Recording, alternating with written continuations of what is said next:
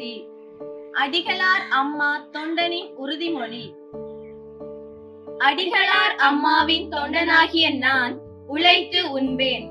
அடிகளார் அம்மாவின் தொண்டனாகிய நான் ஊரார் பொருளுக்கு ஆசைப்பட மாட்டேன். அடிகளார் அம்மாவின் தொண்டனாகிய நான் ஊன் உறக்கமின்றி சித்தர் பீடத்தை பற்றியும் அடிகளார் அம்மாவின் அவதார நோக்கம் பற்றியும் பட்டி தொட்டி எங்கும் சொல்லிக் கொண்டே இருப்பேன். அடிகளார் அம்மாவின் தொண்டனாகிய நான் அம்மாவின் உண்மை தொண்டனாக இருப்பேன். பட்டம், பதவி, புகழ், பரிசுக்கு என்றுமே ஆசைப்பட மாட்டேன். அடிகளார் அம்மாவின் தொண்டனாகிய நான் அம்மாவின் அருள்வாக்குப்படி வாழ்வேன்.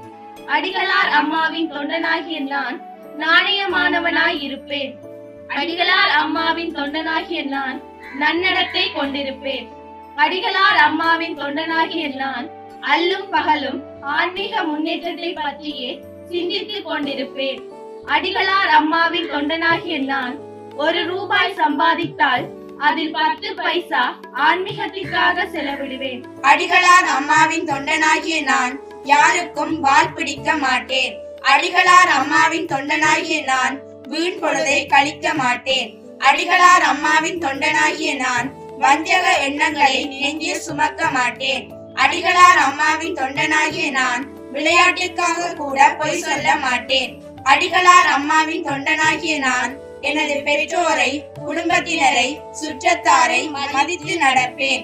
அடிகளார் அம்மாவின் தொண்டனாகிய நான் அடிகளாரையும் ஆதிபரா சக்தியையும் எந்த நேரத்திலும் வேறுபடுத்தி பார்க்க மாட்டேன். அடிகளார் அம்மாவின் தொண்டனாகிய நான் எதற்கும் கோபப்பட மாட்டேன். அடிகளார் அம்மாவின் தொண்டனாகிய நான் எப்போதும் அமைதியாக இருப்பேன். தியானம் செய்வேன். மௌனத்தை கடைபிடிப்பேன். அடிகளார் அம்மாவின் தொண்டனாகிய நான் வாழ்வில் எவ்வளவு பெரிய பிரச்சனை வந்தாலும் அம்மாவை சந்தேகப்பட மாட்டேன். அடிகளார் அம்மாவின் உண்மை தொண்டனாக இருப்பேன். ஓம் ஓம் சக்தியே. ஆன்மீக குரு அருள் திரு பங்காரு அடிகளார் அவர்களின் திருவடிகளே சரணம் அம்மா.